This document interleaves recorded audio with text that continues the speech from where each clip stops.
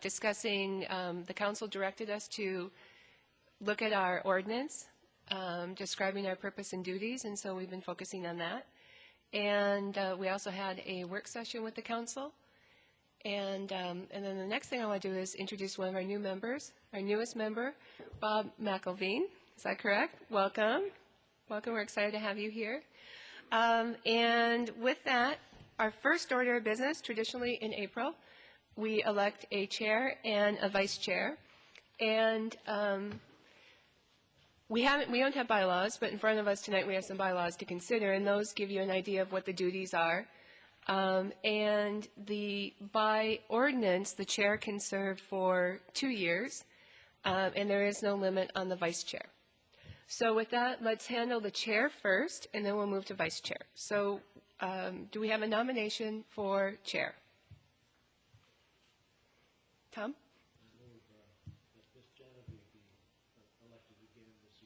Oh, thank you. I'll second that motion. Okay. Are there further nominations? I think by Robert's rules I have to ask 3 times. Are there further nominations? Okay, now do we have to move to close? Let's move to close. I so move. Okay, do we have to vote on closing nominations? All right. Paul, do you know? I'll second that motion. Okay. All right, so all in favor of closing nominations, say aye. The motion was made and seconded to reelect me. Thank you for making that, Chair. I'd be glad to. It's been a really interesting year for the Transportation Commission. I think we're right in the middle of something, and I'm happy to help see that through, especially when we elect a vice chair to help out. So with that, I call for a vote. Is that right? Okay. All in favor? Aye. All opposed? Well, thank you. Okay. Now, Vice Chair. We left that open last year because we didn't have bylaws. We thought we would develop the bylaws. It's taken a little bit longer. But the Vice Chair's duties are mainly to step in when the chair is not available. The other thing is the Vice Chair could lead special meetings. And I would hope it would be a collaborative thing. So do we have nominations? All right, I'd like to nominate Nathan Franzen, if you're willing. I am willing. Okay. I'll second that. Okay. Any further nominations? Tom? I'd like to nominate Paul.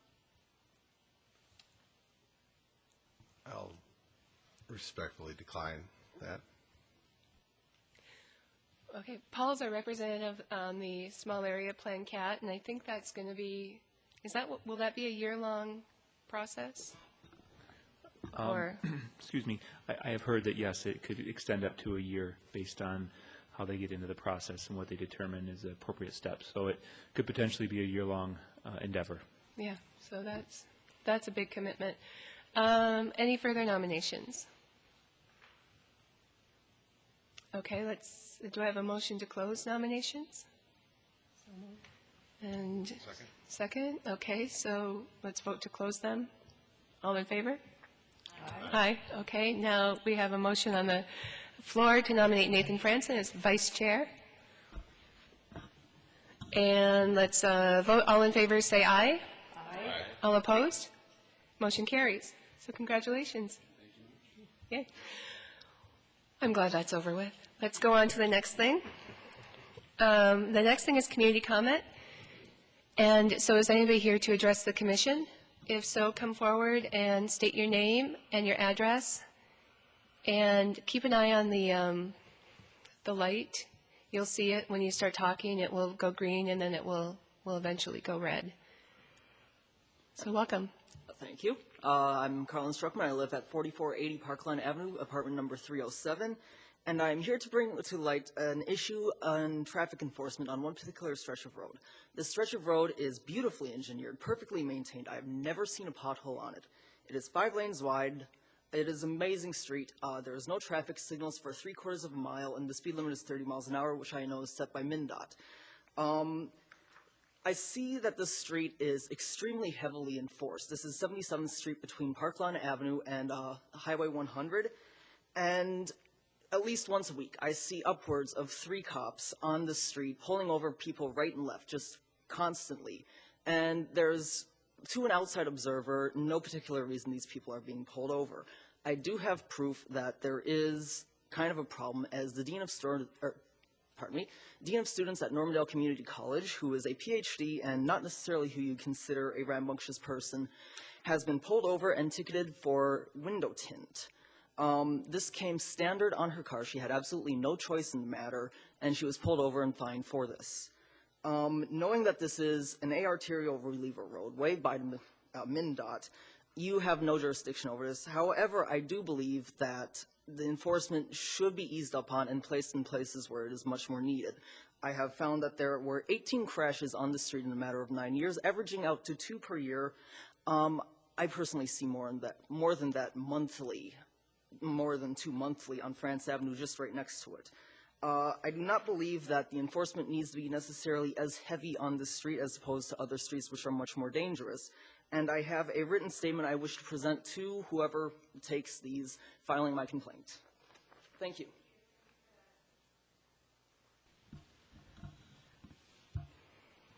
And Jack, what's the next step for this?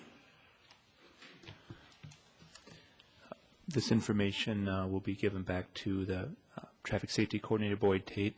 And at the end of the day, I would expect, though, that as kind of a based on almost a police matter is what it sounds like, we'd forward this information to our current police representative that deals with the speeding and traffic enforcement within the community. The point person for that is Tim Olson, and so that individual will be forwarded this information as well. Now, 77th is that's a city street?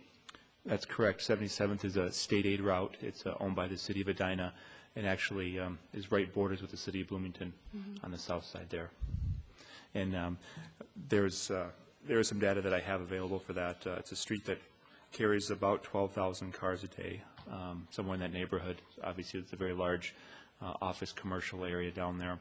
As well, it is posted speed limit of 30 miles per hour on that section of roadway between 100 and France Avenue. Okay. And how are the enforcing decisions made? Is that how do they, because this has come up before, people have wondered how decisions are made. What are some of the things that are looked at? Well, the police department could certainly answer that question in more detail, but the reason why there's enforcement out there is because there is people who are not obeying by the speed limit. The 85th percentile speed, which is the speed at which most of the cars are driving, is roughly 31 miles an hour. So it's the majority of the cars are traveling the speed limit as appropriate. However, that 15% is above that, and that 15% is a continuous 15% that the police department would like to recognize and try to do some enforcement on, and ultimately some education as well. If it's the first-time offender, and if it's a second-time offender, certainly that education is what's critical. Thank you. Yeah, it strikes me that in some of the neighborhoods, like in the West 70th study, we saw 85th percentiles around 36 miles an hour, I think, in some streets. But one difference is they're a lot lower volume. So then you have fewer people going over the speed limit. But if you have a higher volume roadway, then you have a lot more. Okay, so thank you for coming and presenting that. Is anybody else here to speak for public comment? No? Okay. All right, then let's move on to the next item, and that's the approval of the minutes. Do we have a motion to approve as written? These are the minutes of March 17th, 2011. If not, do we have comments, changes that people saw to be made? No?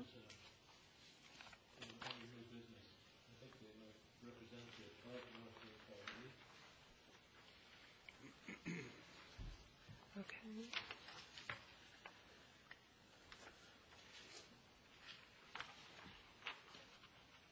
Is that, which page is that on? Page 3. Page 3.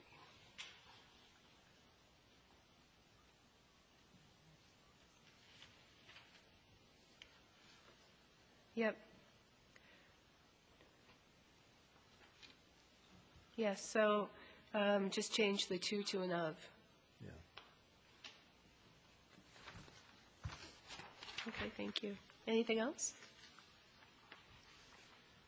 Did we decide anything on page 1, Roman 3, traffic safety report regarding the high school? I see here that suggested solutions were various ideas and so on. Did we decide anything that this was going to continue forward? Because this isn't clear about that. If we were going to continue that item to be like a study or something like that. I have less of a memory of what we discussed that night, but we did have a follow-up discussion. I think I had at least with one other person, and that was this would be such a great thing for our student members to investigate. Right. And I think that we should talk with them about that. They might have ideas that, haven't come forward before, and they might get credit for it. I think that they could apply their scientific technique, and that is you gather data on it, you study those pieces of data, come up with a recommendation, and see if that will fly. Bob?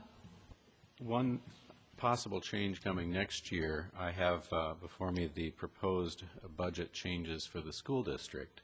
And in Tier 1, the first changes they would implement in the tiered approach to their budget gap is increasing parking fees. Parking fees for students are already substantial. Increasing them further may decrease the number of kids driving, decrease the traffic, and increase the number of kids on buses. It's also a great opportunity to encourage students to use other modes, I think, so that it sort of presents multiple opportunities there. Do we know if up at the high school, is there a transportation coordinator at the high school? And of course, there's the David White, the transportation director. But at the high school, is there somebody who's overseeing how to get kids to the school in a variety of ways and not just cars or buses? Do we know? We should look into that.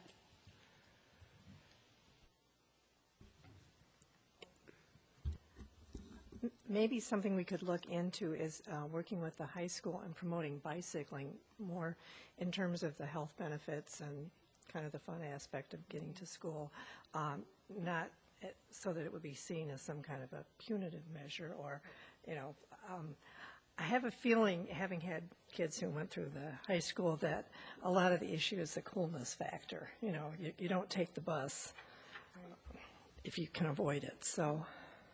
You can get a cool bike. Yeah, well, no, it would be great, if our student members could maybe provide some insight on why more kids don't bike and ideas for getting them to ride bikes to school.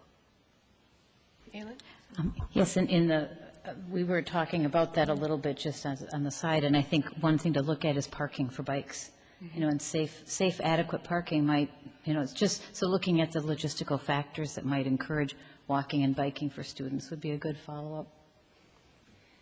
And the city does have, I think, about $5,000 coming for bike racks, and I'm not sure if I don't think a final plan has been developed on where they're going. No? So, and I remember a discussion at the Bike Edina Task Force last week that there are schools that could, even if they have bike parking, it might be really old, the old kind that doesn't function very well, and it could be replaced. So I'm not sure this is something that requires formal action, but I think it's worth reaching out to our students and seeing if this is something they want to do. And certainly if it doesn't work this year for our students, we have new students coming next year. Catherine? I work with an organization at Blue Cross called Catalyst, which is a youth engagement organization. They work with youth on a variety of public health policies and making policy level change and community level change around tobacco use, healthy eating, and physical activity. And I had on my agenda to talk with the students and connect them to this organization, so I'd be happy to take that on if it's helpful. Yeah, thank you. Good deal. I'll make a motion to approve the minutes of the regular meeting of March 17th with the one suggested change on page 3. Thank you. We have a motion. Is there a second? I will second. It's been seconded. Further discussion? All in favor? Aye. Aye. All opposed? Okay, motion carries. Our next item is traffic safety report. Did anybody have anything that jumped out at them? And how this works is if there's something that you think we need to discuss, you can bring it up here. If not, it's already been passed by the council at their last meeting. I just have a question. Excuse me, I just have a question. The question is having to do with item 12, where the city is often requested traffic counts on streets. Does the city supply that information to developers directly, or how does that work? Currently, we have a database of all the traffic counts that we've collected since really stretching back to about 1970 or so. More recently, we've tried to take the data in the last 5 years or so and put it into more of a map computer-generated program. Yeah. Currently, that program is really only visible by internal staff. It's not something we can post to the web just yet. We don't have it in kind of a dynamic format like that.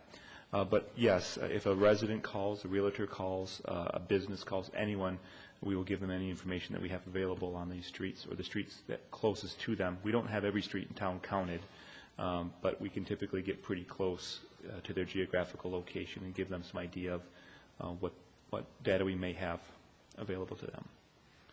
Would there be any benefit to us to perhaps have a session sometime, come to your staff, look at the computer screen and see how that works and understand a little bit more about the average traffic on various streets?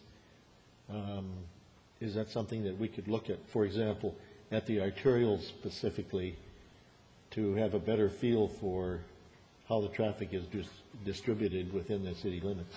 Yeah, certainly, we can either do it electronically like that, or we can do some snapshots and distribute some of those 8.5 by 11 or 11 by 17 type graphics to the commission.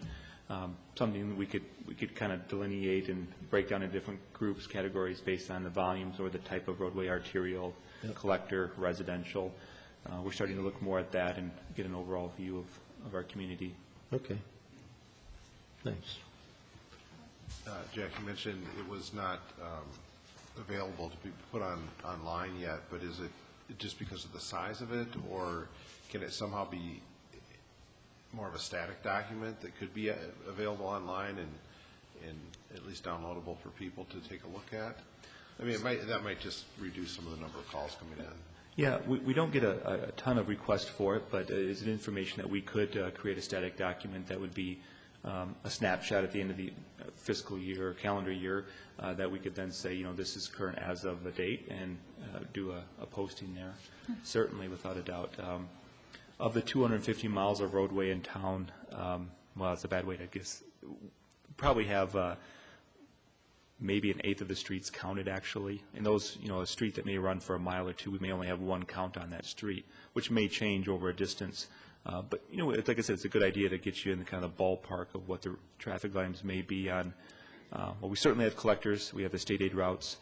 We have our AMI arterials, these type of streets, where we start to lose the density of counting as we get into these residential streets, block by block kind of segments.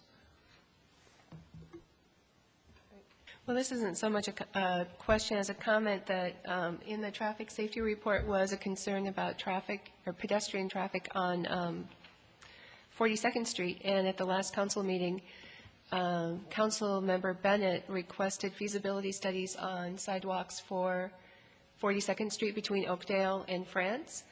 And Jack, help me, there are two other ones she requested. Okay, well, watch the tape, it's on the tape. And I think also with the one on 42nd Street will be a spur on Grimes from 42nd to Inglewood. So there is movement on 3 sidewalks. Feasibility studies will be forthcoming. So I thought that was good news. All right, if there's nothing else, we'll move on to our presentation. We have a guest tonight, Cliff Eichinger from the Ramsey, Washington Metro Watershed District. If you remember last month, we referred to the North St. Paul Living Streets Plan as some background information for a report we put together on the concept of living streets for Edina. And so we all have some background, but we're very excited to have the presentation tonight and learn more. Thanks for having me. Pleasure to be here. I do have one copy of our plan in printed form. It's available online. But I don't need to pass that around. If I can get it back when we're done, I'd appreciate it. But you can leaf through it while I talk. I'll be boring Michael here since he's heard this before, but we, just to let you know, this is a picture of the cover of the report. It was sponsored by the Ramsey Washington Metro Watershed District. We offered this to the city to prepare this document for them, and I'll get into why. And then we used Bar Engineering Company, who was our regular consultant for our water management hydrologic work, but Fred Rozumowski and another staff person, Dan Petrick, on his staff, who was a city planner, helped kind of facilitate this process. We proposed to the City of North St. Paul to work with them in collaboration to prepare this study for them because we saw some significant benefits for water quality. The North St. Paul had several themes in their comp plan, and I'll get into that later, that really spoke to the potential benefits of this kind of approach for rebuilding their streets.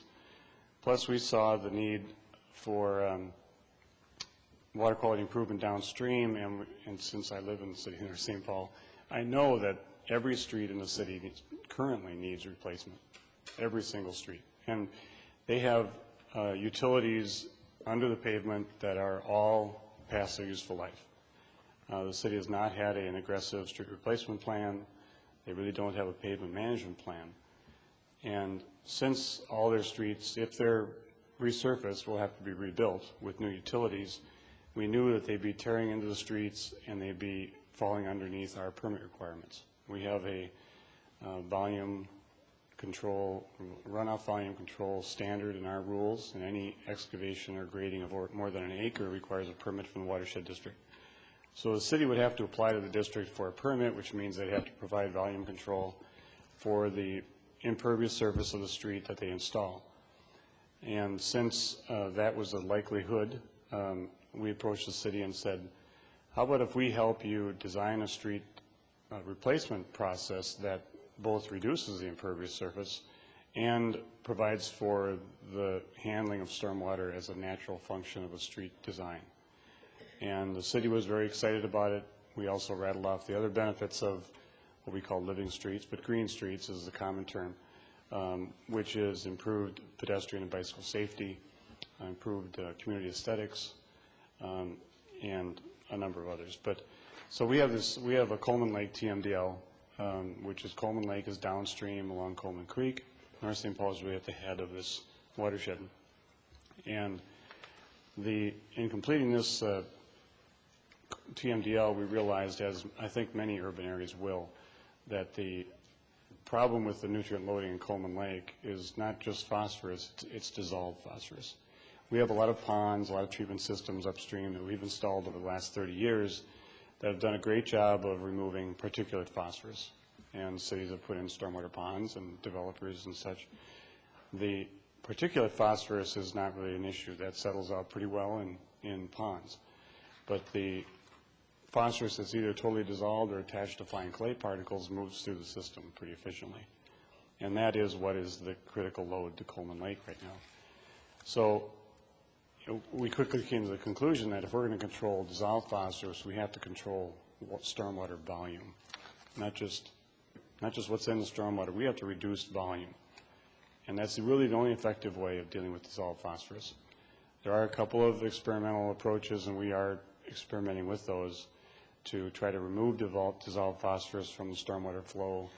But if you can reduce volume, you've got the problem pretty well solved, which is basically trying to go back to the native landscape runoff rates, which when you have Maplewood Mall, you have a South Dale, it's very similar. It's 100 acres of impervious area, and it just jumps out. And our Maplewood Mall is just upstream from the lake, so it's a very close by runoff source.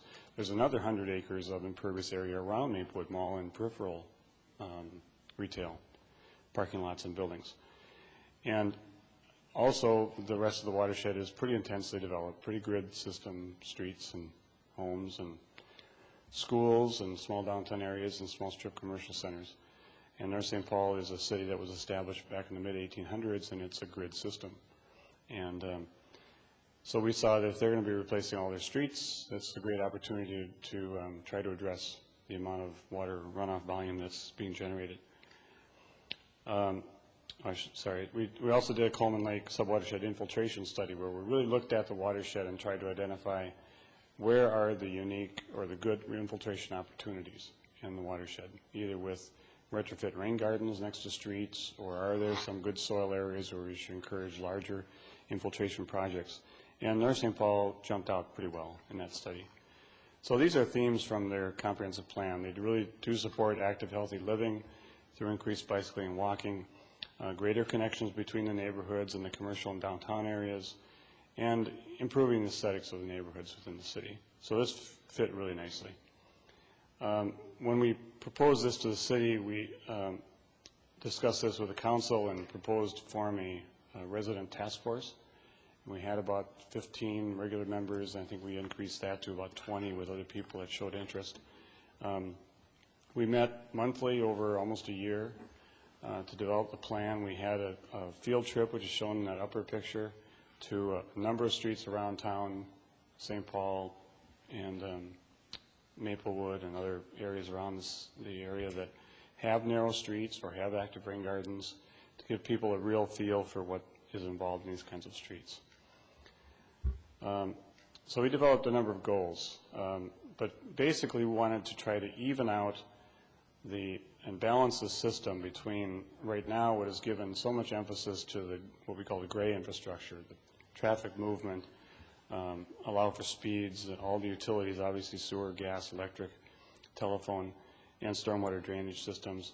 And we really don't give a lot of attention to the pedestrian movements and the stormwater capture and reuse and infiltration, biking, aesthetic character. So we wanted to balance that off. So basically this plan is not to ignore traffic movement, the fact that we have to have utilities in the right of way. It's just giving equal pressure to both factors.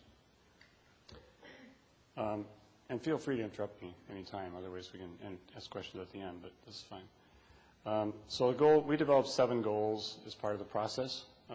One was obviously to improve stormwater runoff quality, infiltrate at least the first inch of runoff from the impervious surfaces, reduce impervious surfaces. One of the interesting parts of our task force process is we made a charge to each of the members to take a form that we developed and count parked cars on their street several blocks in either direction, and do this over a week and alter the times that you take the counts.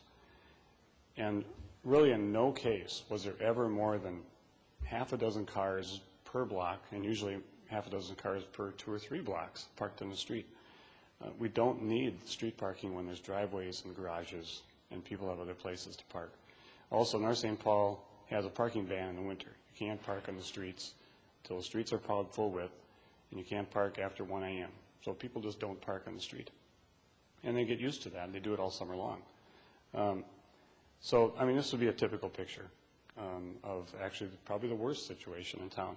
There's ample parking on one side and usually a lot of extra parking with that.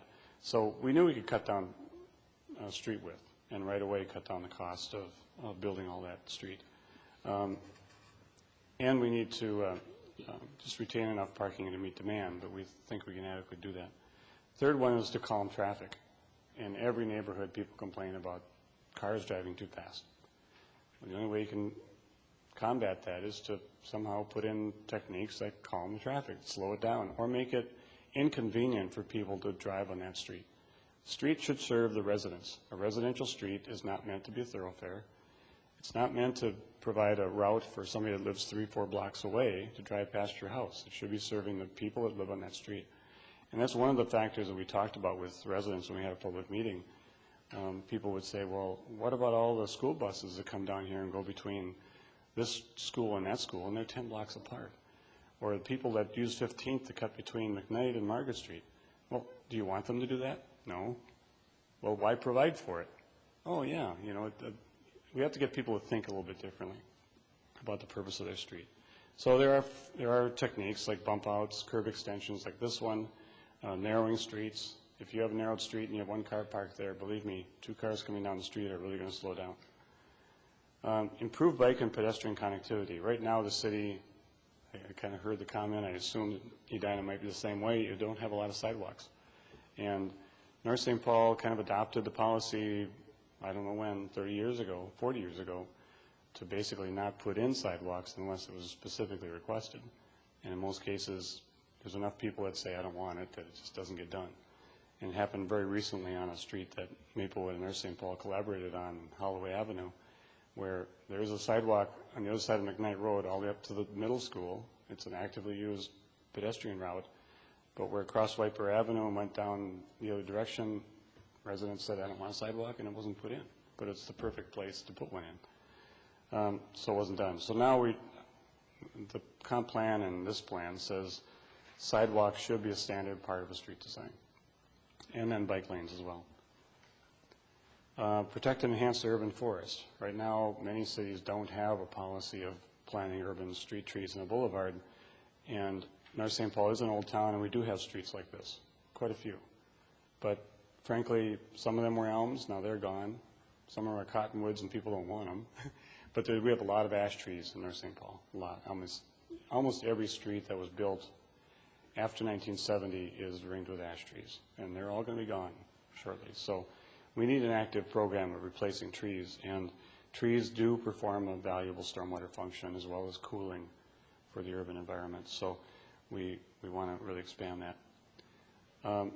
One policy was that they established they wanted street construction costs to be equal to or less than the traditional street construction costs. And we've done some cost analysis, and we think this is very, very feasible. So not only can we provide these other benefits, but we can actually save money. And then minimize long-term maintenance costs, which you do if you have less pavement. So there'd be less to plow, less to patch, less to seal coat, and it should be a savings that way as well over the long term. So we did look at all the streets. This is the boundary of the city is not quite the full extent, but basically where the arrows are is just outside the city. We looked at what the residential streets are, the collector streets, and thoroughfares. The purple basically are the 2 major streets in town, Highway 36 and McKnight Road, and the red streets are the collector streets. And one green one we proposed as a green corridor through town. But the rest of them are all residential streets. This is 15th Avenue as it exists today. This is the street that we're proposing to do a demonstration project on. And we received a Clean Water Fund grant for $500,000 last year to do this project. The watershed district's matching that, and then we're using some assessments and city utility funds to do 5 blocks of 15th Street for roughly $1.8 million or something like that. But you can see it's a wide street, 32 feet. It's got actually asphalt curbs which are falling apart. The city has been patched numerous times. There's probably 80-year-old water utility pipes underneath that have had to be maintained a number of times and are in jeopardy. This is a standard street concept we developed for residential streets. You can see the red line just inside the curb line of the illustrated street. That's where the existing curbs are. So we're proposing to narrow it up by roughly 6 feet or 5 feet on each side, and then have 1 parking lane, 2 traffic lanes. You can see rain gardens are proposed along there, and new street trees. And then we're also trying to incorporate, you can see in the lower right, the public art component. We're trying to make this a challenge to the neighborhood, that if you want to have some type of neighborhood identity to your street or neighborhood, this is an area maybe as a gateway to the street off the major collector street. We can do that. Another shot of that street, and this is a rendering of what it looked like with at 22 feet wide with rain gardens and boulevard trees and a sidewalk. This is a street, I think it's in St. Louis Park. I'm not sure, I think Fred took this picture. But this is a 22-foot wide street, curb to curb, parking on one side. And this shows it with parking and two cars actually meeting on the street. So it is very tight. But basically what would happen is the cars would slow down, allow one car to move through before the other one moves through, and it forcibly slows traffic down. They plow it curb to curb, and they learn to do that. They don't leave 3 feet on the inside of the curb like we do with 32-foot streets now, because we can. We have the luxury because it's not all needed for parking. But I've talked to the Public Works folks and talked to St. Louis Park, and St. Paul has a couple of narrow streets like this. They just know that on these streets they absolutely have to plow curb to curb, and they can do it. They just can't do it at 30 miles an hour. Say, Jack, how wide are the streets in Country Club that have been rebuilt? The narrowest street in there is about 18 feet wide, so narrower than this, but most of them are a little bit wider than the 22-foot that you see, but not by much. And they vary from street to street. I could give you more information to put that in context. I could circle back with an email to the commission members. This just shows a cross-section of rain gardens that would be provided along the streets. Can I over our trees again. Sir? Yep. On the rain gardens, who's actually maintaining those in the long term then? That's going to be a discussion that has to take place. Right now, most rain gardens that are put in by cities have a cooperative arrangement with the homeowner. That works. In fact, I think Ginny Gaynor at Maplewood did a survey last year. Maplewood has about 500 rain gardens around town right now. She said about 60% of them are maintained to a pretty high standard. Another 20% are functioning, that is, they're infiltrating, but they may not look the best and need some help in terms of plant maintenance. And then there's another, 10 to 20% that really need some help. So that needs to be addressed, and it is an issue with a number of public works folks around town that are cautious about really encouraging rain gardens because they're concerned about the maintenance. We're starting a program in our watershed district this next year where we're going to be looking hard at whether or not we can develop a maintenance team that basically roams around and contracts with cities to take on certain streets during the year. And basically rain gardens, if it's handled by experienced staff, can be touched once or twice a year and still maintain good appearance and healthy functioning. But it takes some people that have some knowledge about plants. You don't have to be an expert, but some knowledge, and then some of the public works people are a little afraid of that. Are they also collecting the sediment as well, like a traditional stormwater pond? Some, but the sediment loading to rain gardens isn't as serious as many people thought it would be, especially now when cities are going to much more snow and ice management using salt. There isn't as much sediment being tracked. I just bring that up, I can keep going on this thought, just related to the contaminants that are actually trapped into that, so is that a potential issue, having that in your front yard?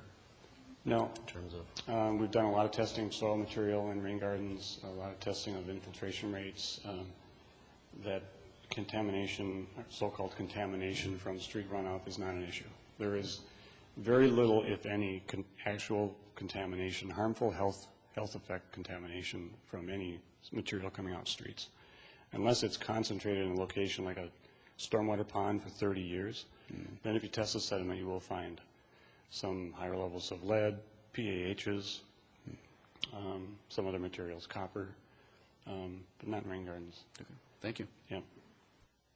Plus, yep. Oh, sorry. Is there any conflict with the rain gardens and mosquito control? in the standing Not if water? they're functioning properly. Rain gardens should drain dry in 2 days. Mosquitoes need 7 days to actually lay larvae and have them hatch.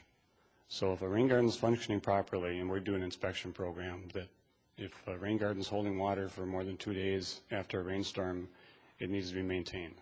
Either it's sealed up because of some sediment, or the soil products or soil wasn't adequate to start with. It's a possibility. In most cases, when they aren't functioning properly, they need some kind of under drain, and just a method for them to dry out. And then once the plants get established and they start rooting deep, then they usually work fine. Is your type of soils that you have out there mostly sands, or type of soils that are permeable so that it drains out very well? It's a real mixture. We have some very tight soils, and we also have some granular soils. I was wondering about the permeability myself, as to wondering if these are being drained to the storm sewer system eventually. Yeah, if you have an under-drain system, you have to have an overflow. It has to be able to go somewhere. So Yes. typically they either drain to a series if you've got a hill, or they drain to as an overflow, they go to the storm sewer. But over time, they will infiltrate. We built an office building 5 years ago where we have 6 rain gardens. We were on a fill site. We didn't anticipate good infiltration. We provided overflows, but we have extremely good infiltration on 4 of the 6, and it's only one of them that basically does not infiltrate. And we finally put an under drain in it, and then planted sedge grasses in there. And now, after about 3 years of the grass growth, it's starting to penetrate the soil enough that we're getting some infiltration. It's not good enough to handle big events, but it's actually working. So it's a matter of how it's managed, and having somebody that's got a little knowledge to understand what's going on and address it properly. Let me move on.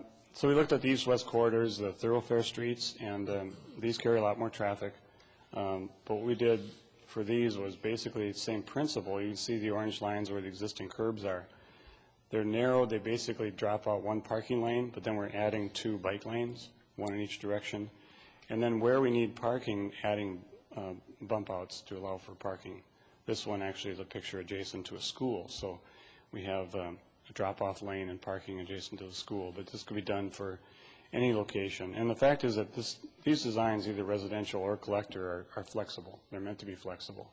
You have a plan for only parking on one side, but if there's a church there or a school, you need some extra parking, you do a bump out, you add more parking. So it's just a conceptual design to try to convey the principle, and then if there's unique circumstances, you adjust the plan. So a picture of a street with a bike lane. It's another street. I think this is actually in Seattle, but there's a bump out on one side, parking or bike lanes on both sides with a rain garden on the boulevard. So the benefits that we try to tell everybody about is that from an economic standpoint, it lowers construction and long-term maintenance costs, hopefully sparks urban development. Actually, there are some studies that show that a good street environment actually enhances property values, and we strongly believe this would be an enhancement to that neighborhood. Building community gets children active. Obviously, we want to combat obesity and keep people moving. Actually, we're getting a lot of comments from the elderly. They don't like to walk in the street. They don't feel safe. Also, they tend to get more icy than sidewalks, so they want to be off the street. Enhanced neighborhood beauty and strengthens a sense of community. Traffic calming, obviously. Environmental impacts or benefits, improving water quality, improving air quality, and reducing the heat island effect. So this year we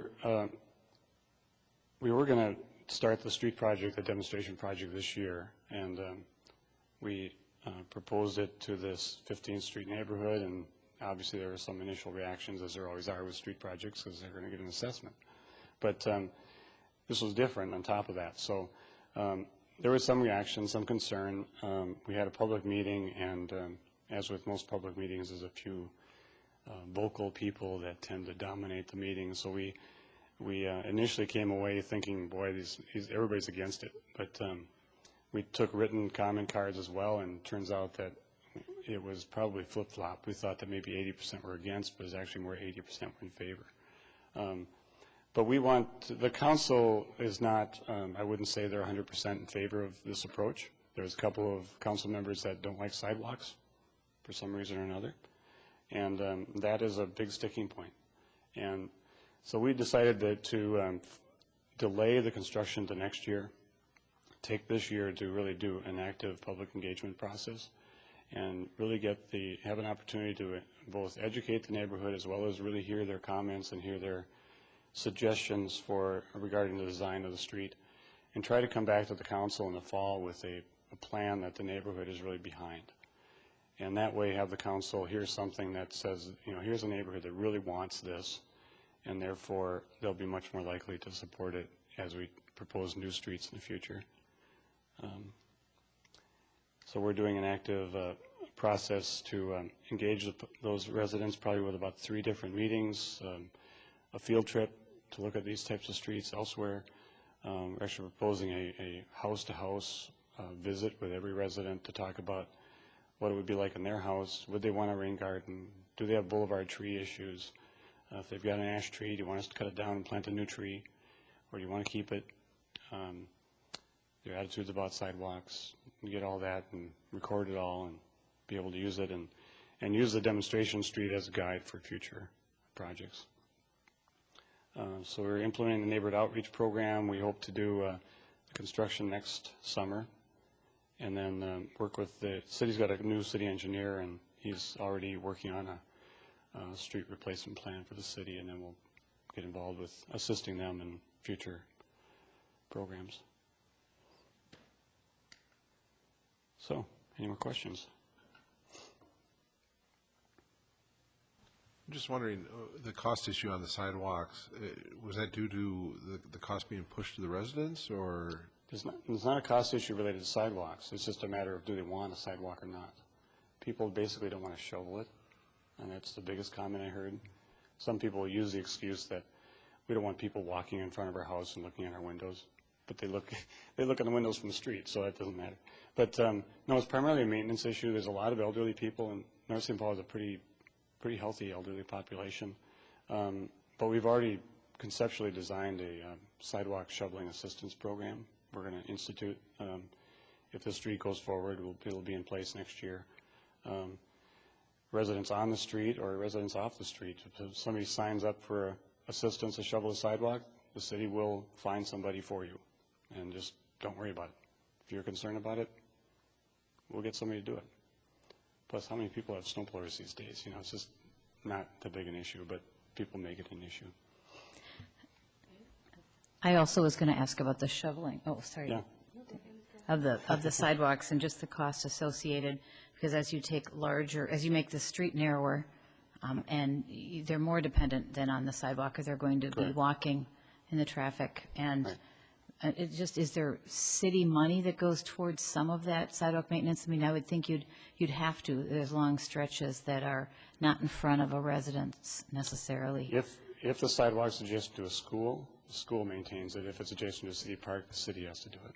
But if it's in front of private residents, typically the policy is that the residents do it.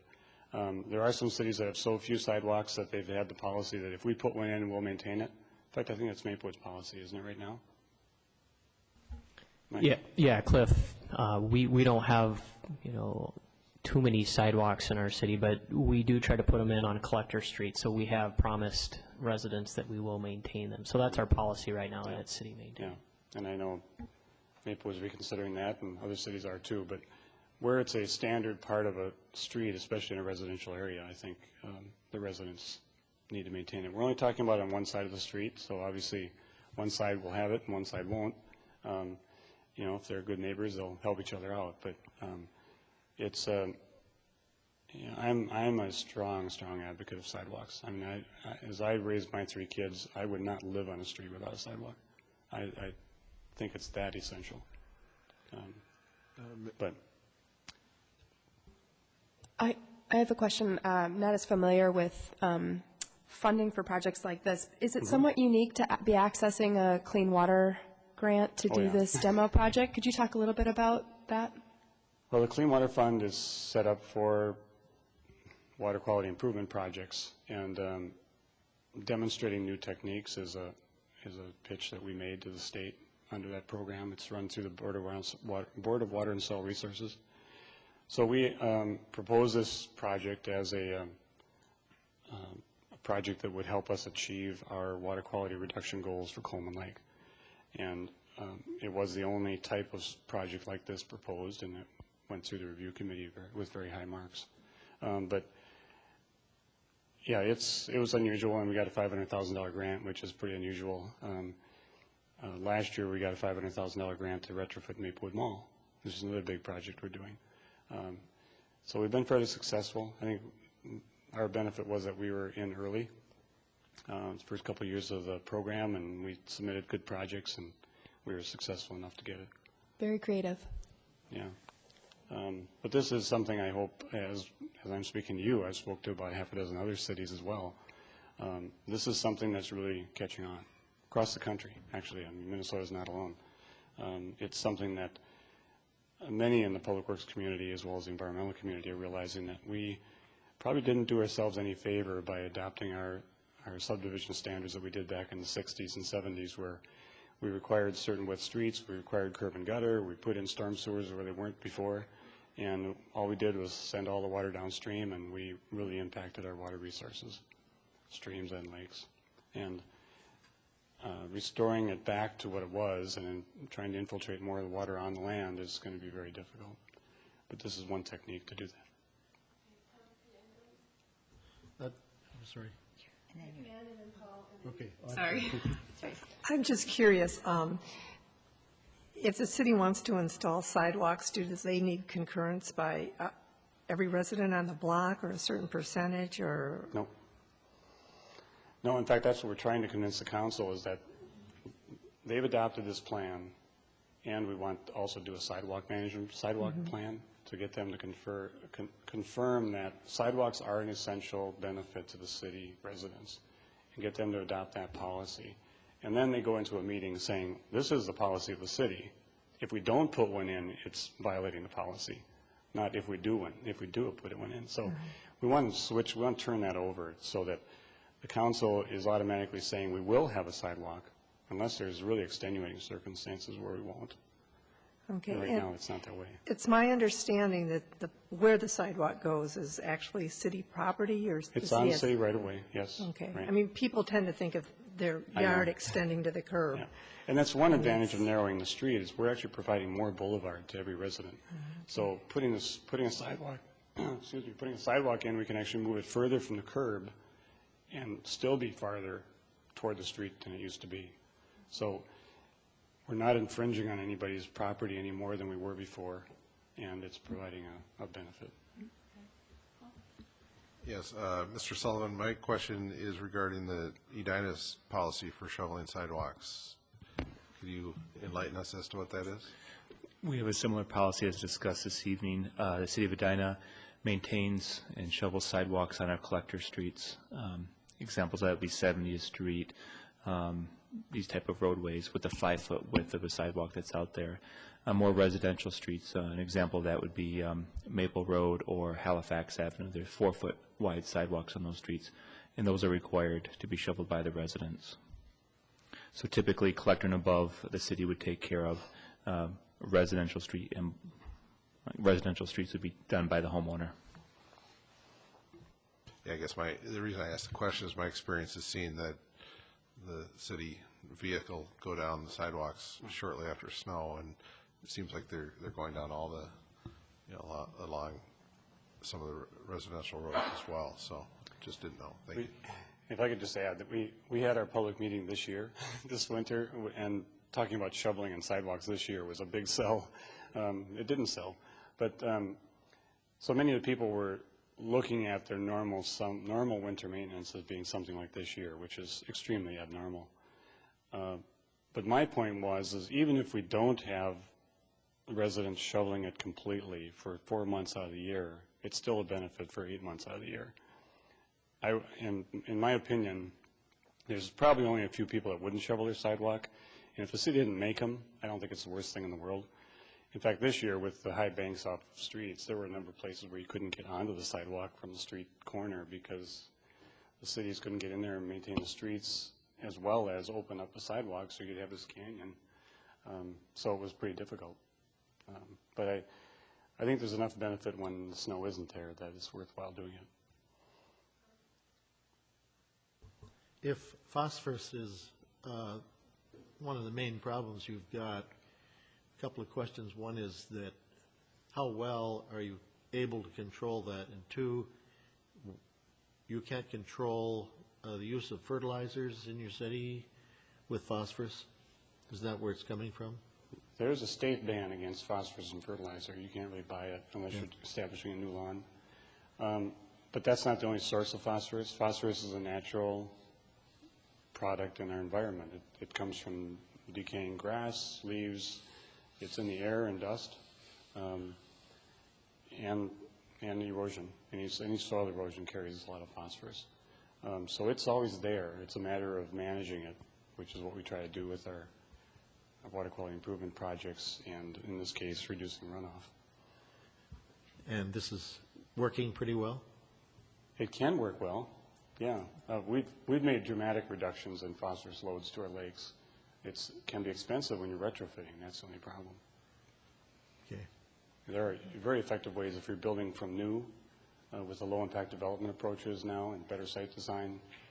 You can build a new subdivision and not have, you can reduce the runoff rates from even pre-development conditions pretty effectively. It's been done in a lot of cases. But doing it when you're retrofitting current urban areas, it's very difficult. I have a question about, here in Edina, we have the Minnehaha Creek Watershed District and 9 Mile Creek. Yep. And is this something, do you know if this is something that is something they're talking about? I mean, your district was very active in this. Are they interested in being active like this? I don't think either one of them are actually working on an active Green Streets program. We're one of the first, I think, watershed districts that are trying to actively promote this. We have talked with 9 Mile Creek about working with Southdale Mall, like we're working in Maplewood. Simon Properties actually owns Southdale and Maplewood, and it's actually was Simon Properties' idea to start something at Southdale because they've had a good experience working with us in Maplewood. So I think they're actually going to propose that they start something and see if 9 Mile will assist them as well. It's a tremendous benefit for them. I mean, it's a great increase in their aesthetics, and they're not having to pay a dime. So it's quite a good deal for them. And how are people responding to the removing parking? Limiting parking? Yeah, to take parking down to one side of the street. Has that been an issue with people? It has been to some people. I mean, there's been a couple of comments about it. I don't think most people really comprehended that issue yet. We definitely promoted it as one parking only on one side, but we also simultaneously talked about our inventory of parking that's used. So I think some people that may have initially kind of negatively reacted probably realize in the back of their head anyway that, yeah, we really don't use it much. A couple people have raised the issue of, well, when we have a big Christmas party, okay, once or twice a year you got a big group and they have to walk a half a block further. I mean, you know, I really don't personally think it's that big an issue. But and the ball games is halfway in this stretch of street is a elementary school, and they have 3 or 4 ball fields, and they host a lot of city ball leagues in the summertime. And the residents were commenting the fact that they need the parking for the ball fields, and so that is an issue. We'll look at that.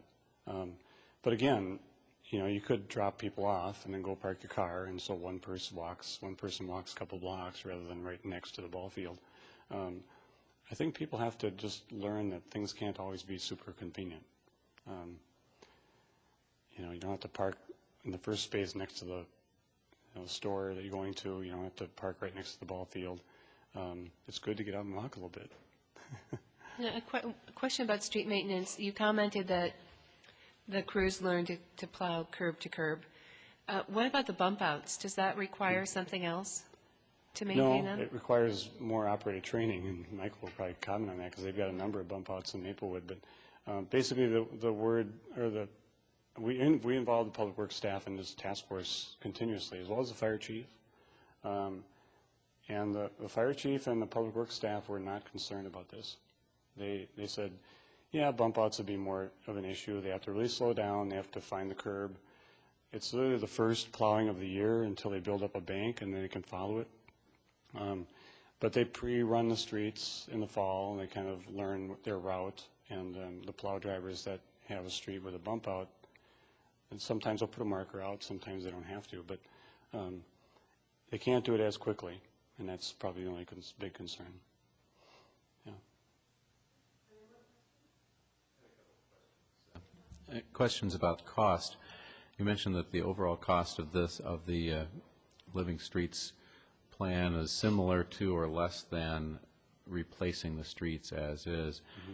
With the addition of the sidewalk, how can the cost be lower? Is it less asphalt that you're buying, or what? Yeah, you're cutting down the asphalt by a third, basically. And so it's the cost of the asphalt plus the construction cost. For new streets with putting in a sidewalk where there wasn't one before, yeah, the cost is going to be pretty tight. Definitely when you start to factor in the ongoing maintenance costs of the street, the cost becomes much less very quickly.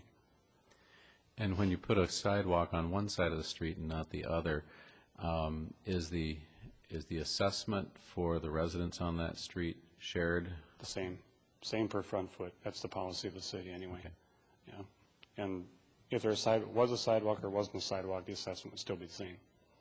So there's not a benefit to arguing against the sidewalk. Because really, residents only pay, I think in North St. Paul, it's maybe a quarter of the total street construction cost. I don't know if Jack can comment or something, but assessments don't pay for the most of the cost by far. I have a question about curb and gutter. If there is not curb and gutter, do you put it in, or do you leave it out? There is curb and gutter on every street, I think, in North St. Paul. And when those streets are being replaced, are you putting it back in or not? Yes, definitely. Okay. It's except for places that have established ditch sections. If you don't put a curb in, it just results in erosion on the side of the street.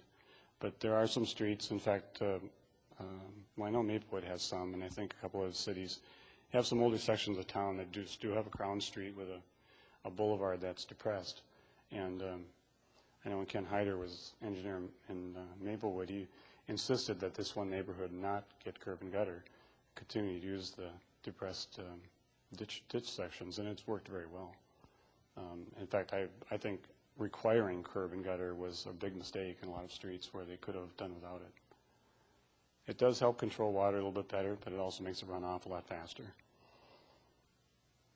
I think I remember seeing something in the policy that the policy is to not put it in where it currently doesn't exist, or I wasn't clear on that.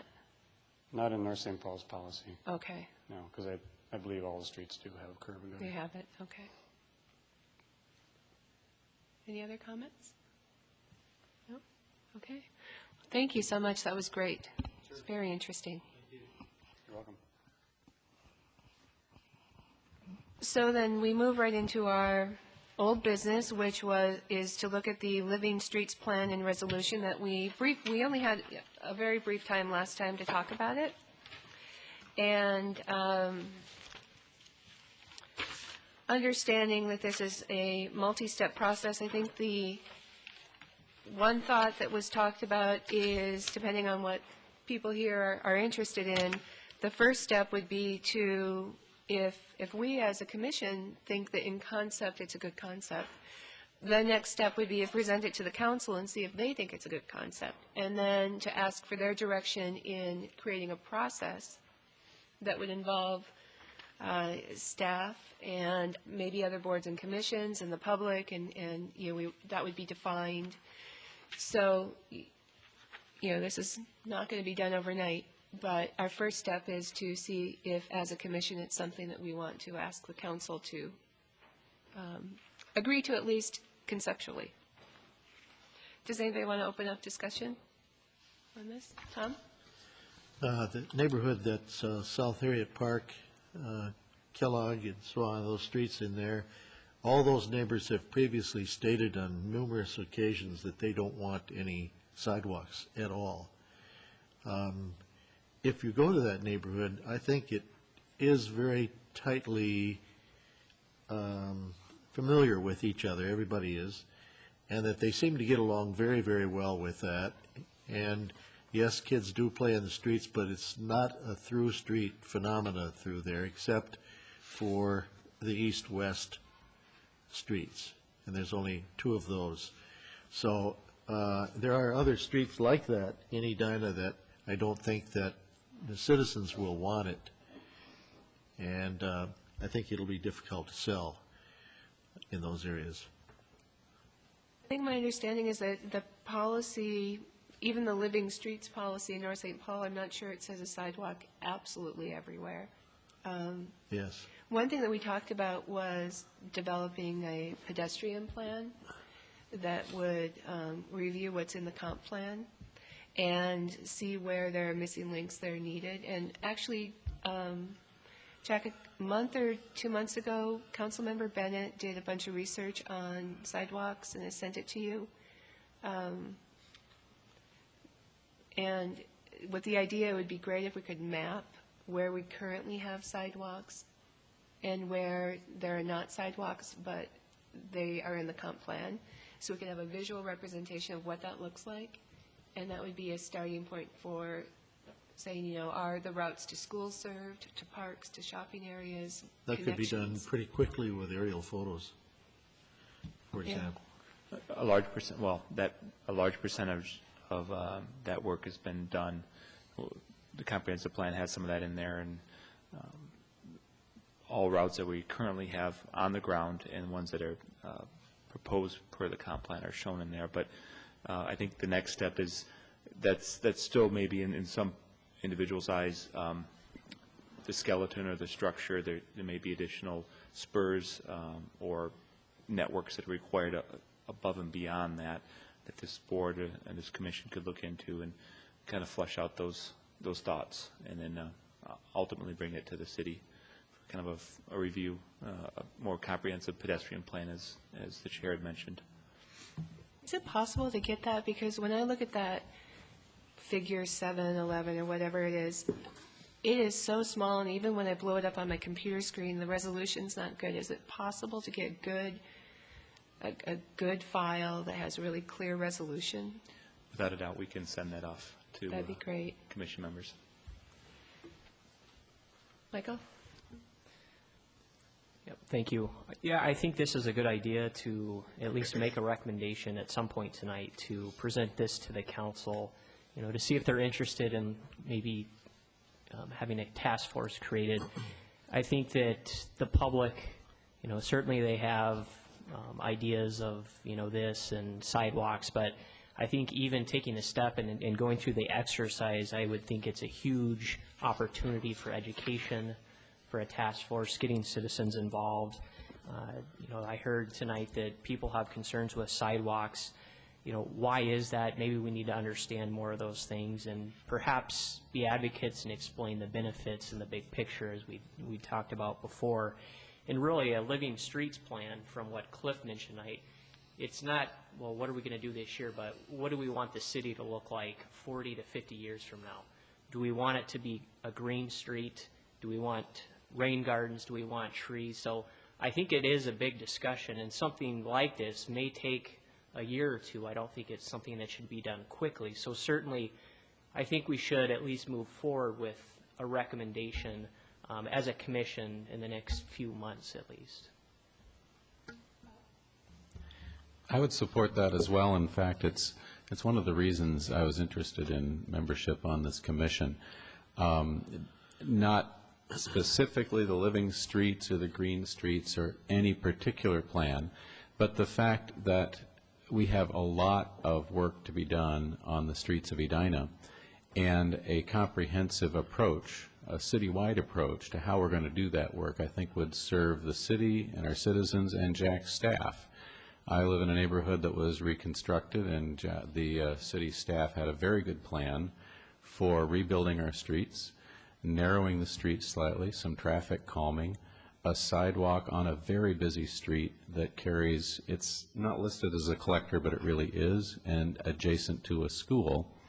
And essentially 6 people in the neighborhood raised enough of a voice to rouse the whole neighborhood against the plan, and we wound up replacing the streets as they were. And we have acres of asphalt that has to be plowed, and I walk in the street. So our staff had a good plan that if there were a citywide statement supporting an overall goal, they would have had a little bit more behind them to go forward with that plan and to educate our neighborhood and the city council about the benefits of that plan, rather than just having ultimately to bow to the pressure from a small part of the neighborhood, really, that pushed through a petition.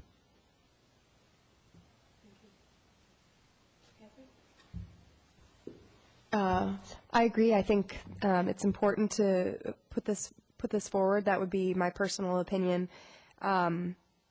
I think this is important, and I like the fact that Living Streets comprises both aspects of complete street and also green streets. I like that it's a more comprehensive approach. And while I think there's ample evidence that people do have concerns about the addition of sidewalks in neighborhoods, I think there's also evidence that after sidewalks have been implemented, that there's plenty of evidence to show that neighbors do come around and actually find that they don't mind having a sidewalk so much and enjoy the benefits of that. And I think that there are examples of that happening in Edina that could be called upon if we were to ever get to that point and see this through. I too agree that we should push this forward. I think it's a great concept. I see an important role for the Transportation Commission because you can see with this, there's multiple stakeholders. You know, the watershed. That are all important. When I think of the transportation side, the more you have sidewalks, and if you want walkable communities, you need places to rest. You need benches. There's various stakeholder groups that need to be thought about as we move forward. So I think it's exciting to see this commission be involved in bringing something like this forward.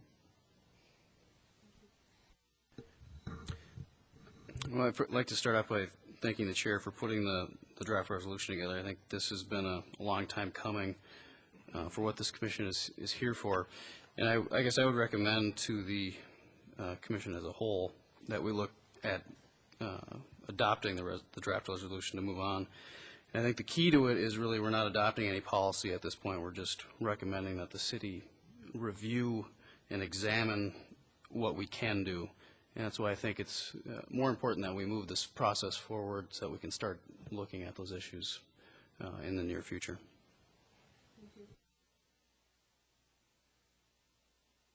I'd just like to say that I also support this resolution, and I think it was very beneficial to have our speaker here tonight to kind of, show us pictures and explain what it's all about and answer our questions. And I think that this is the sort of thing that, if we need that education element to it as it goes to the city council or planning commission or wherever it goes next, that would be great to have him come back, or someone else who could answer questions and show pictures, because I think that was really helpful for me.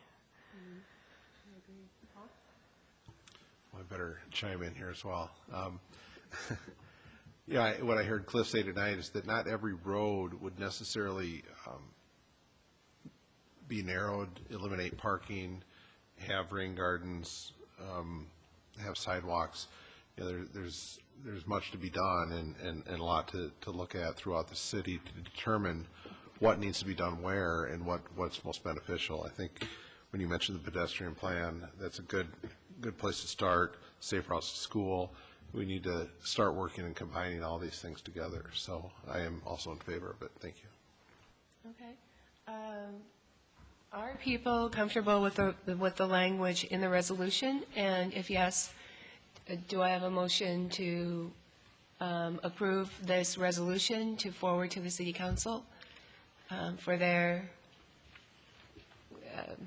review and comment and possible approval?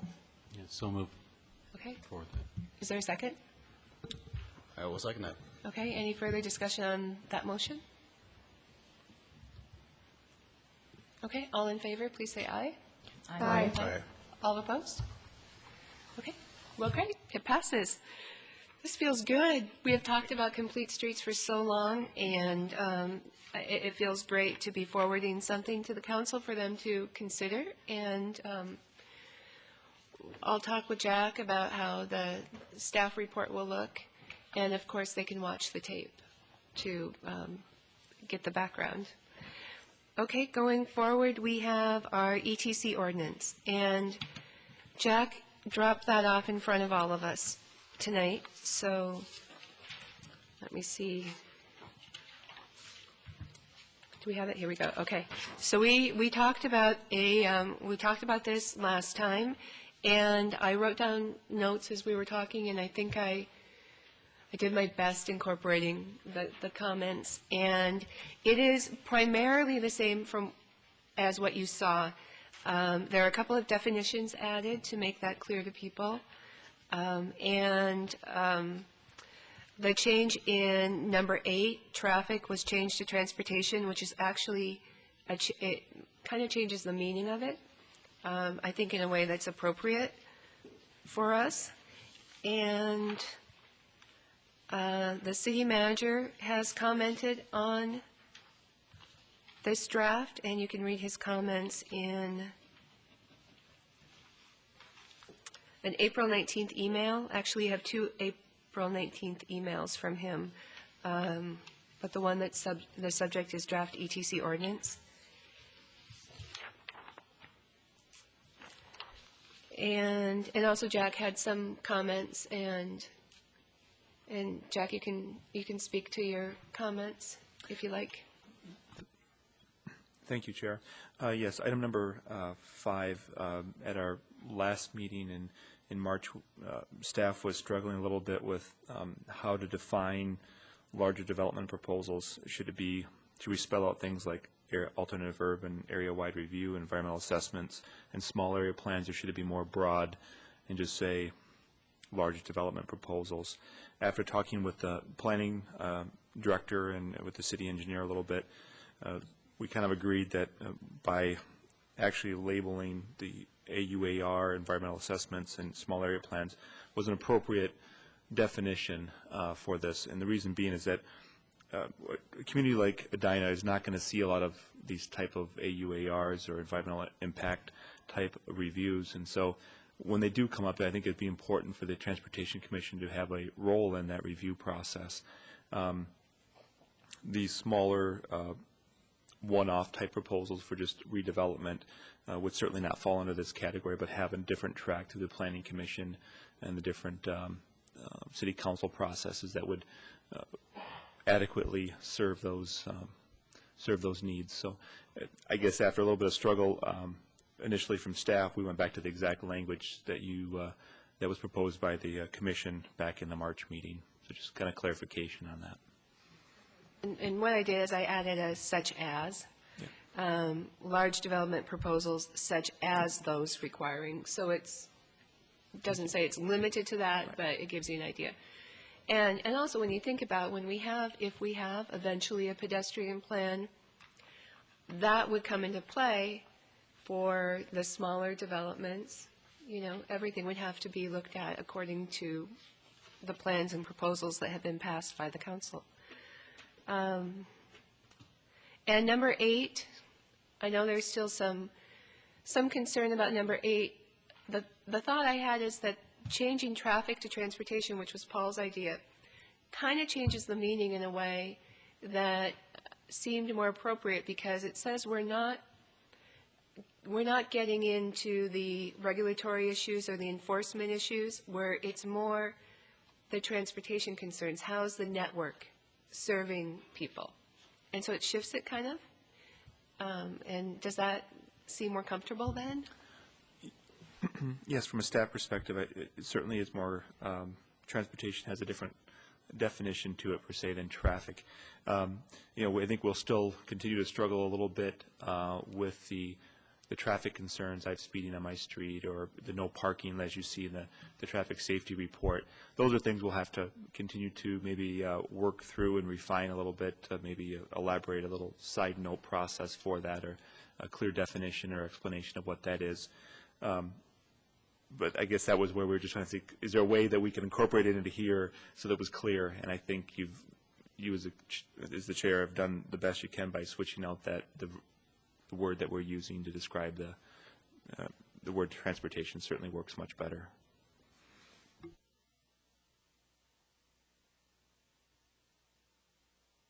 Other comments about this? About the draft? I was not able to combine, Tom, you had ideas about combining. I wasn't able to do it in a way that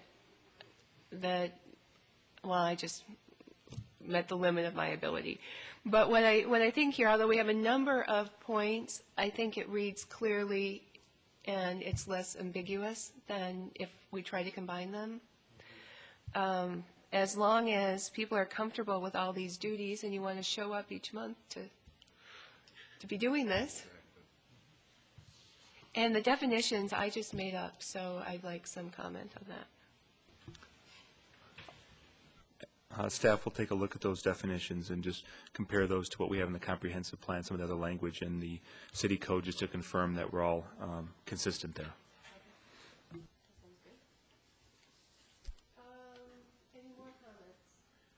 Can we comment on anything in here? Yeah, on the draft. Yeah. Comments about the term secretary. Oh, that's the bylaws. We're getting to that next. I'm sorry. Okay. Yeah, we're going to get to that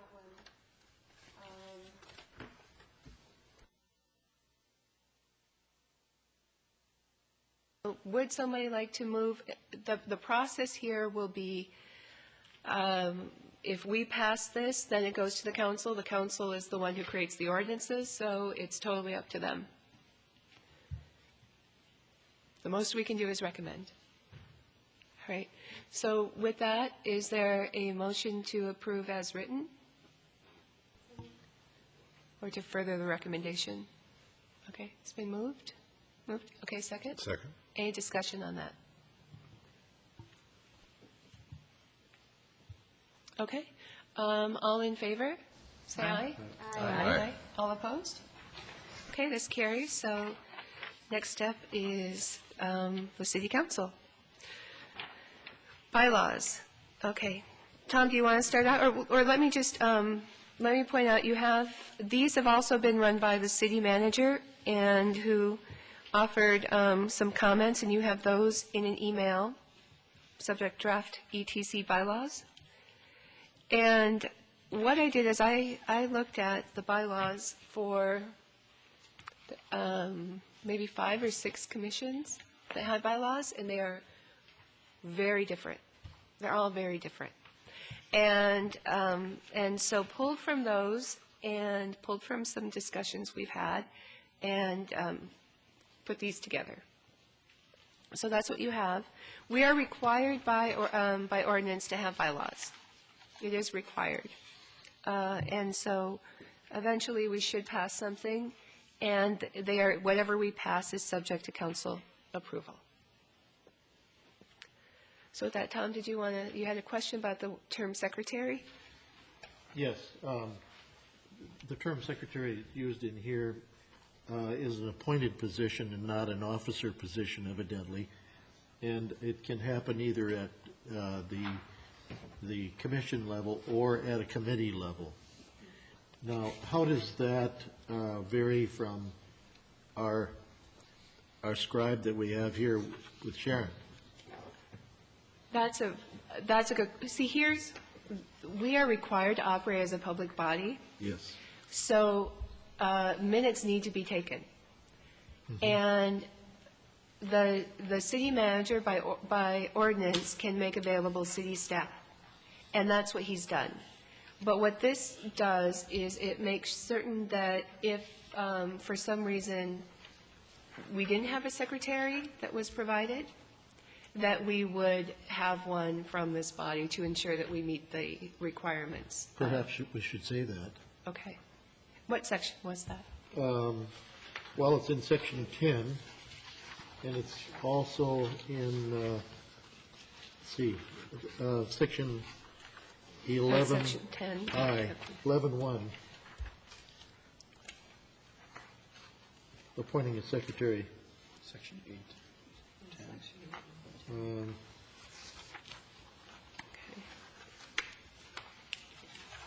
Maybe it's just another place here. I want to apologize for the numbering.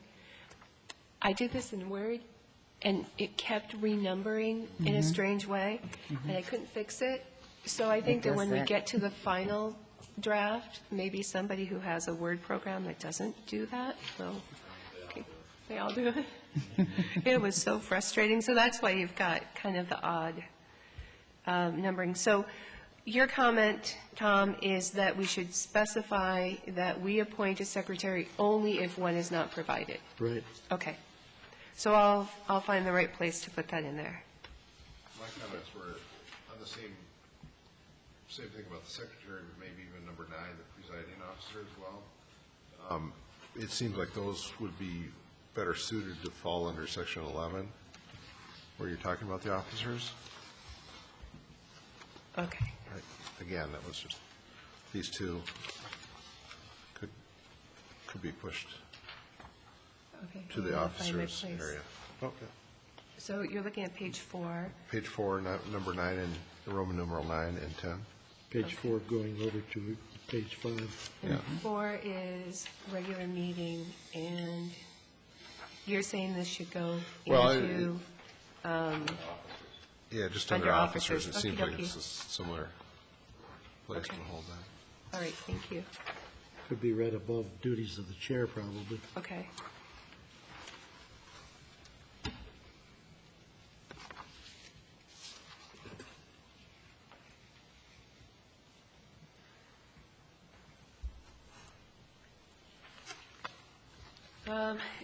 The requirement of a 2/3 majority for changing the bylaws, I've been told that's pretty standard. That's a difference of one person in our case.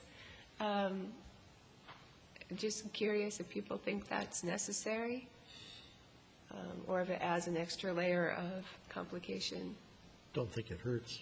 Okay. Good. We can leave it in there then? Yeah. Could I bring out another one? Yep. On page 6, top, very top, where if there is a officer no longer able to serve, we would elect another one from among the voting members. Is it possible that another option would be for the city council to appoint? Is that something that could happen?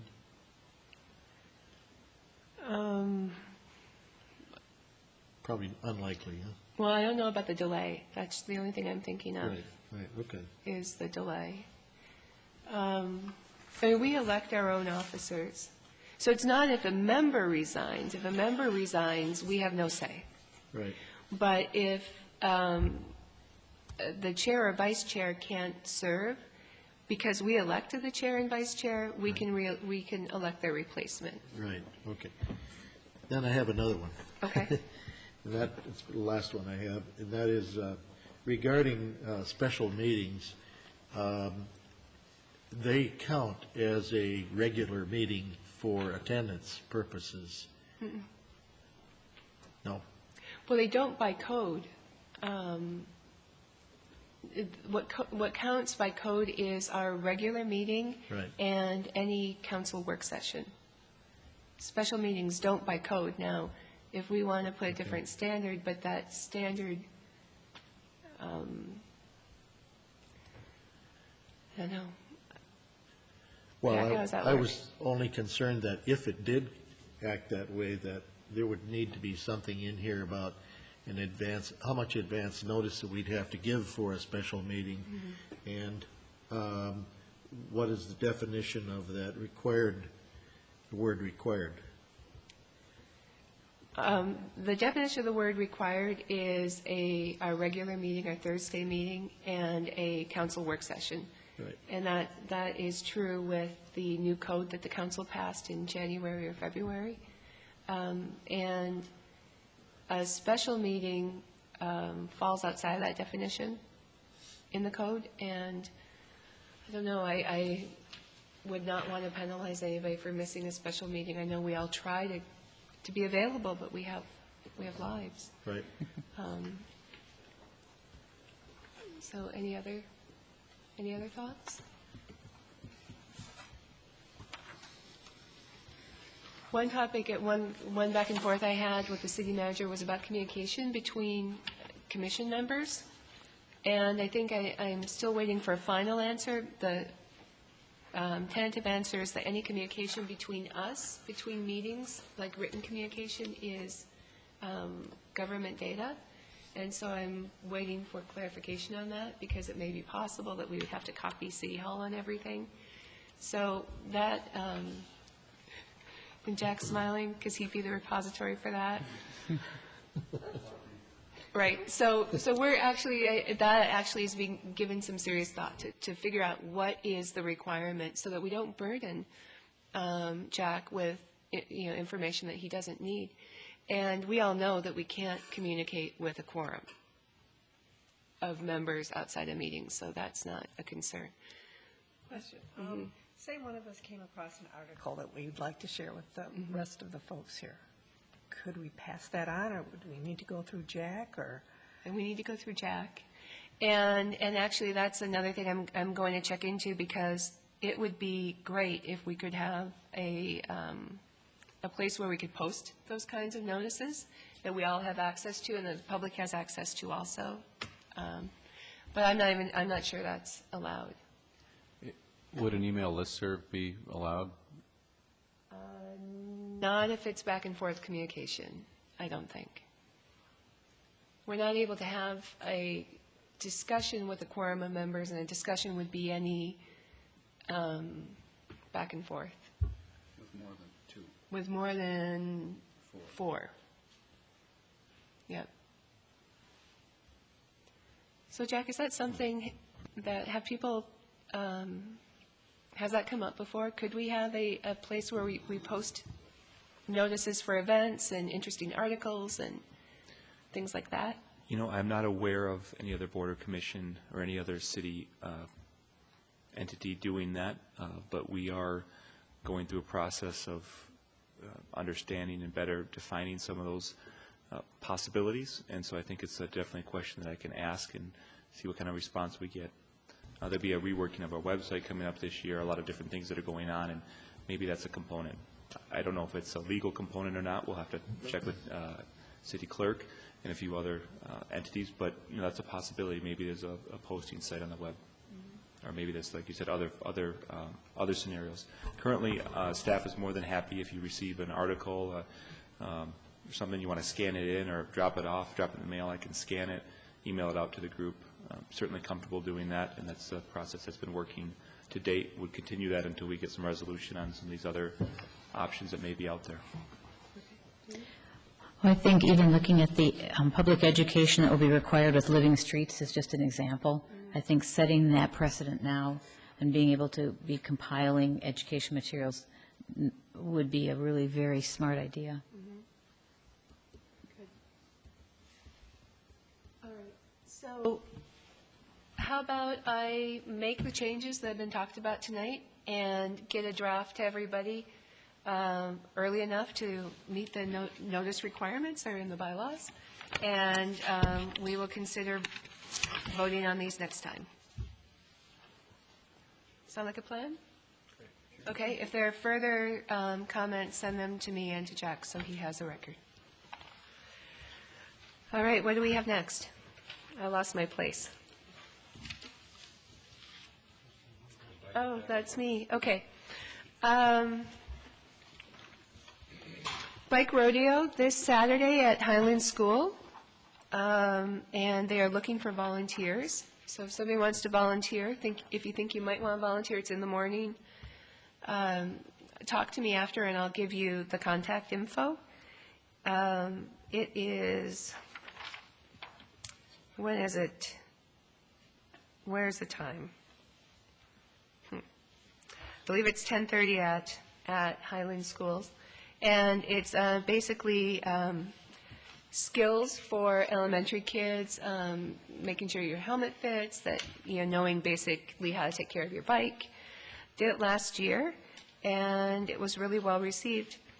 The bike rack program that was mentioned before, about 40 to 60 bike racks, and that's a single place for a bike. So it's not the whole thing, but a single place. So the plan will be developed for where those bike racks go. And is it the Edina Morningside Rotary that's doing the tour to Edina in the fall?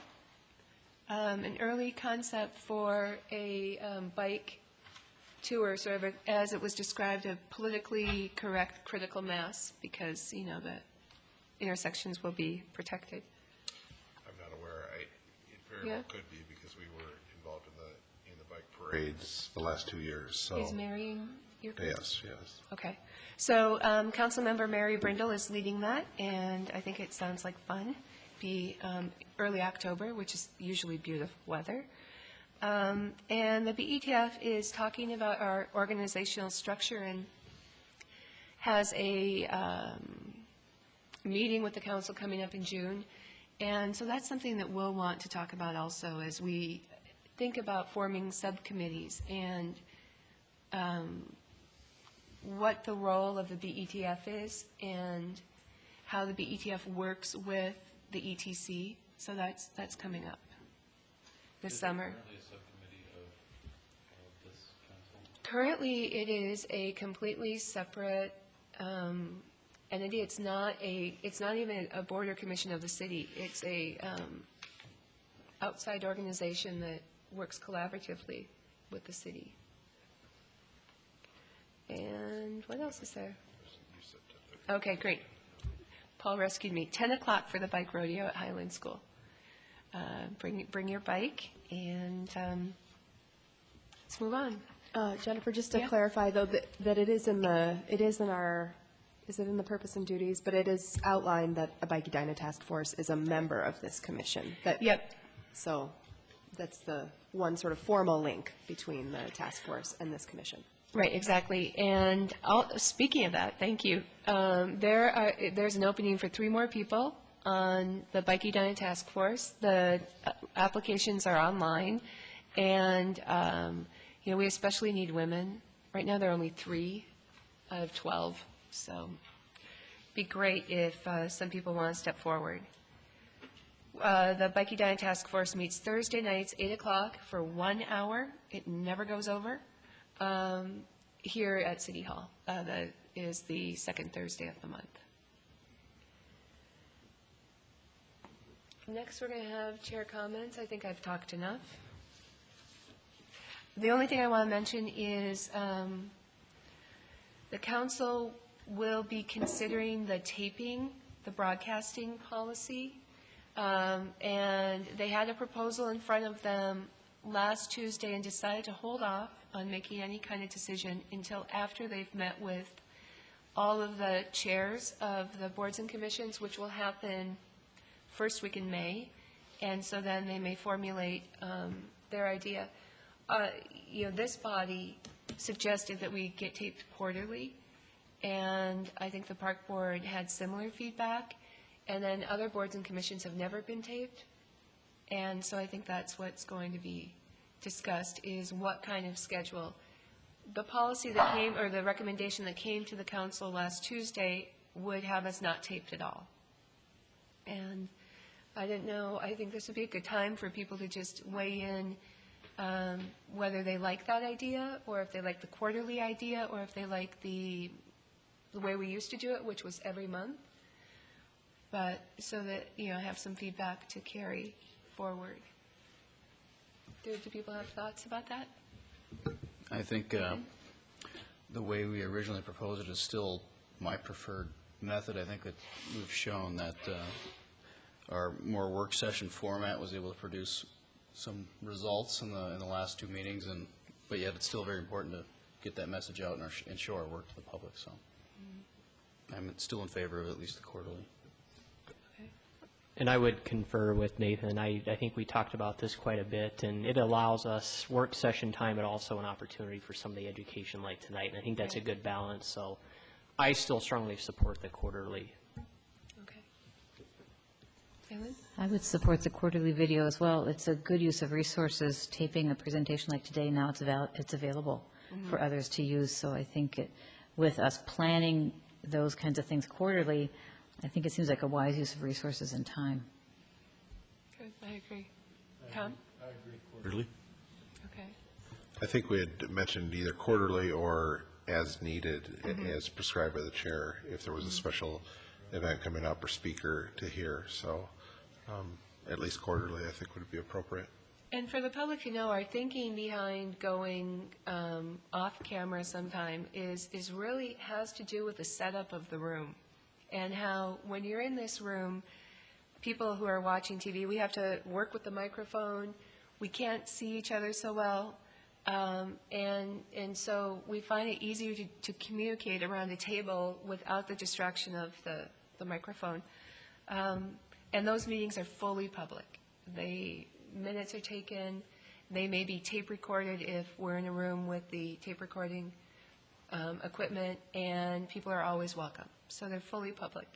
And then our thought was, as much as possible, when we meet on camera, we would have the presentations like we had tonight that have an educational component and schedule those as much as possible for the on-camera meetings. And I don't know, I think it sounds like a good balance. So, okay, great. Our next item is Jack. We are now, at least by the calendar, into spring, which means construction season is shortly around the corner. One of the big factors that's holding us back from doing a lot of construction now is load restrictions on the road. Those will be coming off shortly. Give you kind of an update of some of the things that the staff will be doing this summer. 70th Street reconstruction will actually be starting on Monday. They'll be closing down and doing some detour routing on 70 between France and 100 to start the construction activities for that section of roadway. There's also a number of neighborhood street reconstruction projects that are currently or will shortly be under construction. Anyhow, Woods, Killarney neighborhood, Oscar Roberts, McCully, those are the first 3 or 4 out of the gate for the city. We have a number of other ones that will be coming shortly in the next few weeks, as well as 3 sidewalk construction activities that will be happening here this spring as well. The interlock sidewalk, a short section up there between a couple of the streets up there. The France Avenue sidewalk on the north end up by on the Edina side of down from the cleaners there at Sunnyside, south of there down to 48th Street, as well as the Valley View sidewalk. That's sections from Concord up to the Benton Avenue Bridge. Those are all in the process of being bid out as we speak, and we'll be getting contractors on board and starting construction on all these projects in the coming weeks. Most everything will really be going by the Memorial Day weekend or somewhere around that time frame. In addition to that, this is also the time of year that we can get our traffic counters out to do traffic counting. We talked about traffic counting a little bit tonight. Boyd Tate has a traffic safety coordinator, has an aggressive program to fill in some of those gaps that we talked about as we plotted them on the map. There's some areas of town that don't have a lot of data. We'll be going out and getting a little additional data in those areas. Plus, whenever he receives a concern for traffic calming, speed violation, stop sign requests, we'll go out and get data on those streets as well. So with the warmer weather, we can do that. Obviously, the snow plow type activities, pulling up our counters, they don't mix very well. But now that things are warm enough, we'll be able to get out and do a lot of that. So really switching to the mode of construction activities, and you'll see a lot of construction around town. So if you have any questions, as a resident that's within one of these affected areas, we do monthly written letters. We do weekly email, one-way email listserv out to the individuals to keep them up to date on projects. We have a pretty extensive posting on our website of those same emails, those same written letters, plus the feasibility reports and some of the background information that's necessary. And I guess I kind of left off one of the other big items is 44th Street in the north end of town. That'll be going here real soon as well. So that's made it through some of the hurdles at the state and is now in for final review and getting some bids together. So busy construction season all over town. I don't think any corner of our community has been spared from the orange cones. So those are kind of the highlights of what we have going on at the staff level at this moment. Thank you. Now we do commission comments. So we'll just go around. If you don't have anything, just say pass. And if here's a time to bring up something that you'd like to see on a future agenda or something that you just want us to know about. Start with Catherine. Sure. I wanted to extend an invitation to a commission member on behalf of Bloomington Public Health. As you may or may not know, the National Safe Routes to School Conference will be held in Minneapolis, August 16th through the 18th this summer. And Bloomington Public Health has extended an invitation to cover a registration fee for a member of the Edina Transportation Commission. Did that go out to everybody? Because I forwarded it to Jack. Did it go out? That was supposed to be sent out today, and it did not make it. So Okay. This is my reminder to send it out tomorrow. Okay. Well, that's okay, because I can do the verbal intro of it. But it's going to be, I think, a fantastic conference to move forward the initiatives around safe routes to school. Lots of opportunities to learn and network with others who are doing this work around the country. So I imagine the response, if you're interested, could go to either Jennifer or Jack. And I think the key thing to note there is that the early bird registration deadline is May 31st. So there's some time to think about it, but I know that the Public Health Department wants to make sure that they get that registration in before it goes up. And will you be going also in your work? I will be going because I'm the key point person planning the conference. So well, then we know it's going to be good. So well, we're trying. We'll have to go. I was together with some of the other people here at the conference at this meeting. We were at the small area plan for the Grand View project. And I thought it was kind of exciting from the standpoint that there may be several committees formed that will study various aspects of what the Grand View area plan is all about. One of those is transportation. And Paul, I'm just wondering from your viewpoint, maybe you can comment on this too. This group, if we offer any expertise or availability or hours, anything, it seems like we could add some help to the Grand View plan and make it a better plan if people from this group were involved with it. I'm planning to be involved, but me alone is not enough. Maybe Paul and I are not enough either. What's your thoughts? I'm also planning to be involved. I was not aware of the meeting this last week, which I understand I missed, but I just found out about it this evening. So, but yes, I intend on being involved, and certainly we could have additional people involved if there's more committees. The transportation part would be looking at everything from when the trains come, what the height of the underpass is, what the roadway access points are, how much traffic there is on each of the roads presently, what it's going to look like in the future, what road can we eliminate, such as the right-off Highway 100 going underneath the restaurant. Those kinds of things, we got to look at all those kinds of things. It would also involve looking at parking decks, the possibility of decking over the top of the railroad to connect to the parking deck on the other side by Jerry's.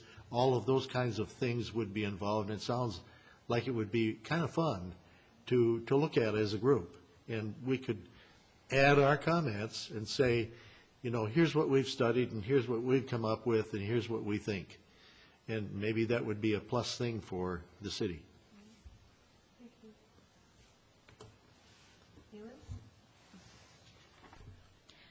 One of my interests coming on this committee was looking at transportation alternatives. You know, as we look at wanting to have less dependence on the vehicles, we need transportation resources for people to have other ways to get around.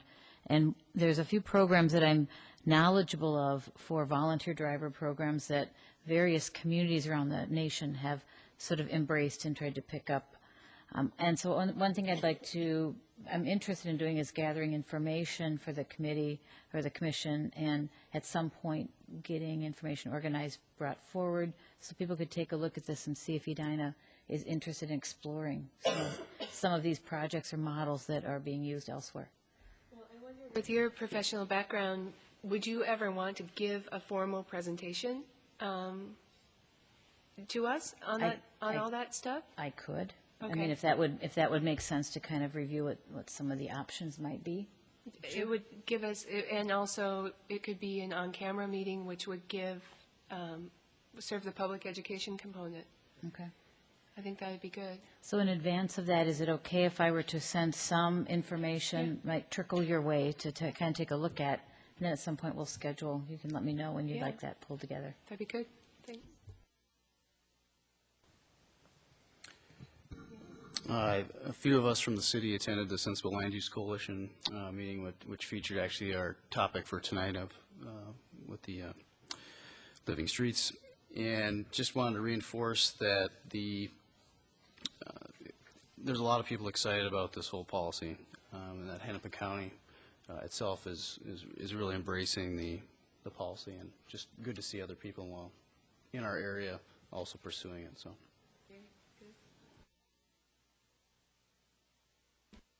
I don't really have anything extra to say. I was also in attendance at that meeting and found it interesting, and picked up a few papers. So, good. Thank you.